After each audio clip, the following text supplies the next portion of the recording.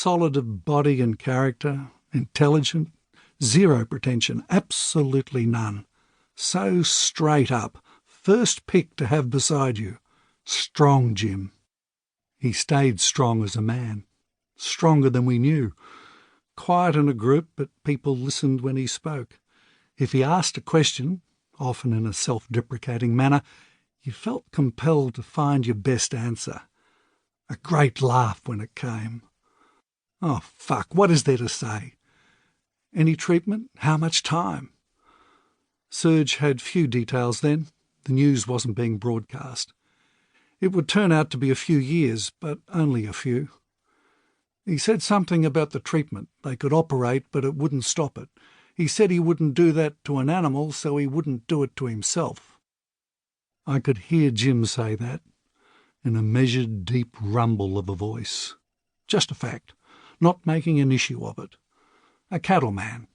Livestock, dogs, wildlife, birth and death, all part of life.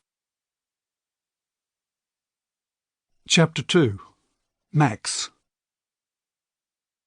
On our local walks, my dog and I sometimes come upon an ancient terrier, deaf, blind and tottery, as he's allowed a slow piddle and uncertain sniff upon the verge.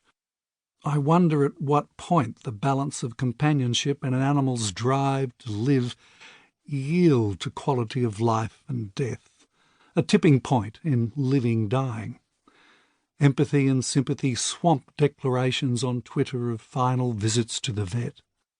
I am guilty of once being dismissive of the extent of grief that is possible over a pet's death.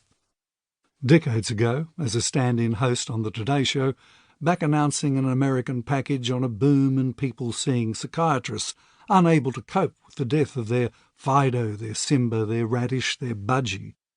I was enough of a country boy myself to differentiate between people and animals, and was maybe influenced by Evelyn Waugh's The Loved One on American attitudes to death of all kinds.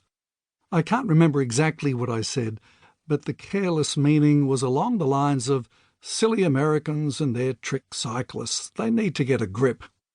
The switchboard lit up, as the saying goes. I was not the stand-in Today Show host much longer. Our very dear Max died sometime early the Wednesday morning before Christmas. He was lying in a flower bed in the backyard, near his favourite spot for sunbaking in cooler months. He must have grown tired of the embarrassment and convenience of his back legs no longer working as well as they should. Maybe he had just grown tired, being 14 years and 4 months, old for a Dalmatian, a century in our money. So he went to sleep among the agapanthus, pushed his way in and expired, sparing us the vet decision. Max was a happy, loved dog, a generous soul, an excellent companion for a walk or to have lie in your rug, a great help in the kitchen in case anything dropped and needed cleaning up. He grew up with a bunch of boys growing up, so he had been provided with entertainment. Unlike many dogs, he was forgiven his indiscretions. He was never belted, never worked, never urged to be savage, never had to worry about going hungry, though his eyes might have said otherwise when he thought it was time for dinner. Being a particularly handsome, liver-spotted Dalmatian, he received more attention from small children than most dogs. Patted, grabbed and chased by random small strangers for 100 years, yet it was always suffered with good grace. Aside from us, he most liked fellow doggy dogs. Chocolate Labrador's his favourite flavour. He turned gay for Choc Labs. He was wary and suspicious of those breeds he suspected were more closely related to wolves, and considered himself above any small dogs that yapped at him. Don't even ignore them.